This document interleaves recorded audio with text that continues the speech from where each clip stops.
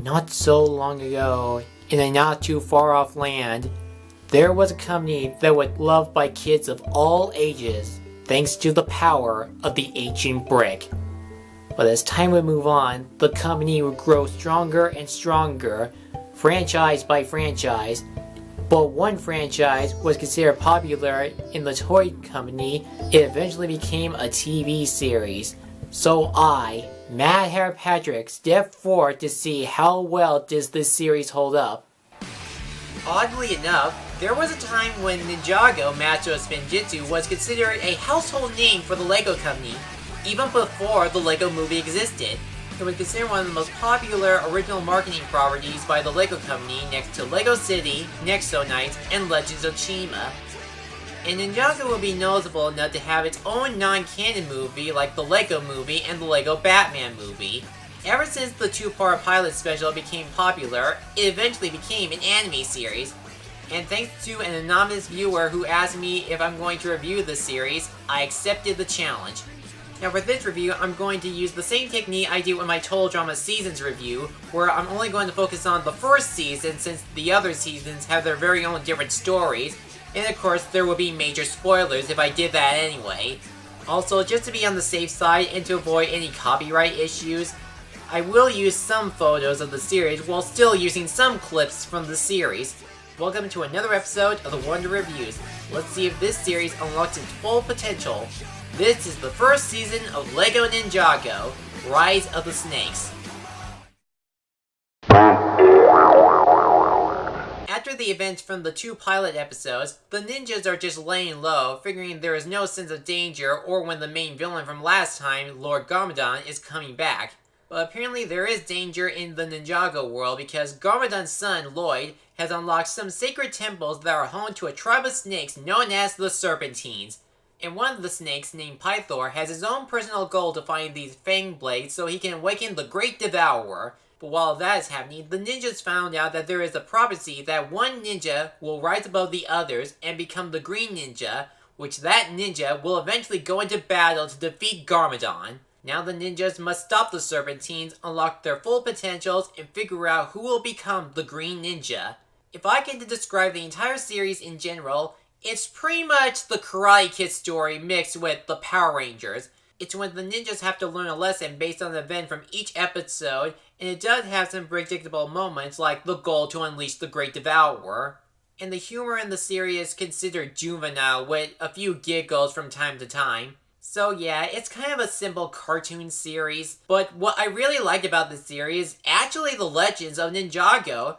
There's a lot of interesting history about the world they live in, the Serpentines, and the characters before they became who they are today. My personal favorite episode of Season 1 is TikTok, where we get to learn about Zane's secret past and why he's so different from the other ninjas. Even with some of the morals at the end of some of the episodes, they are subtle and even mature. Well, not really mature, it is still a silly cartoon. But some of the morals, like in Rise of the Snakes and Never Trust the Snakes, they do feel nice. Yes, this cartoon was meant to sell more LEGO toys, but it managed to create a good series. Since the series is trying to form its own story, this means there must be something new or interesting with the characters in the show. Let's begin with the four ninjas. Kai is the leader that has fire powers, Zane is the intelligent ninja that has ice powers, Jay is the lightning ninja that has a crush on Kai's sister, Nia, and Cole is the strong ninja with earth powers. These characters are considered likable because they have their own personal goals to unlock their secret powers while also learning about their personal life outside of being a ninja. There is also this mysterious samurai that helps the ninjas on their mission with its high-tech suits and weapons. I won't reveal who it is, but it works for me. Next you have Pythor, the main villain of the season that wants to take revenge on the humans for imprisoning the Serpentines with the help of the new emperor of the Hypnobrai, Scales. And then there's Lord Garmadon's son, Lloyd. At first, he's the whiny kid that wants to be like his evil dad. However, he actually plays a significant role in the series and it will later come into play for the second season. Finally, you got Sensei Wu and his corrupted brother, Lord Garmadon. Yes, the series has already established that Garmadon is the villain of the series, with Sensei being the ninja's teacher. But as the series continues, we get to learn about their past, about why Garmadon became the Dark Lord, and the two will slowly rekindle their relationship while the Dark Lord cares about his son. The characters may not be much at first, but once you stick around, they will have a certain charm and development. As an anime series that's using computer animation, it's pretty decent. I know it's not going to be like Pixar quality or any of the Lego movies, but it's fine when it's trying to be its own thing. The designs of the Lego figures manage to blend well into a 3D environment. Even the rest, like the serpentines and vehicles, are considered creative when they display their powers. The only thing that is not made out of Legos are the backgrounds, which sadly, the world they live in looks completely bland. The city they live in, Ninjago City, is just a generic city, and most of the places the ninjas go to are either just a forest or a desert. And even with the character animation, I feel mixed about it. I feel like the rendering needs more polishing, and the characters often move like they're in a PlayStation 2 game. But on the bright side, the animation makes it up with the action scenes, which are one of the fun parts of the series. It's imaginative, and there's a lot of special effects whenever the ninjas use spinjitzu, or when the serpentines use their special powers.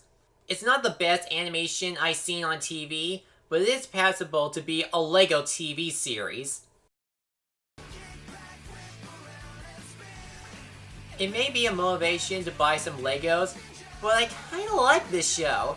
Lego Ninjago Rise of the Snakes is good enough to be an anime Lego TV series, although the animation is not one of its strongest elements, but thanks to the story, the likable characters, the pleasant episodes, and some creative visual effects, this is an enjoyable series.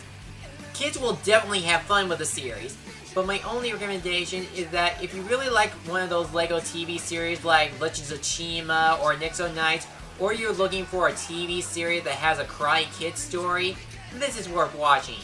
And I know what you guys are thinking. Now that I've reviewed the first season of Ninjago, does this mean I'm going to review the other seasons? Well, that really depends. Keep in mind, I only did this to accept a request for a fellow YouTube user, and I'm still available to take any request to review any anime, movie, or TV show you have while I'm still coming up with new ideas as I go along.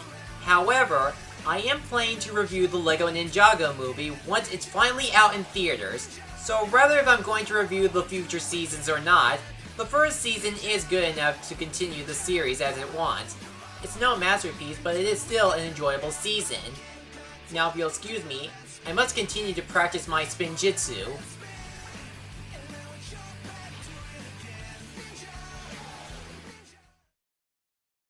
Thank you for watching my video. Feel free to like, comment, and subscribe me to share your thoughts. And stay tuned every week for a new review and other project. See you soon.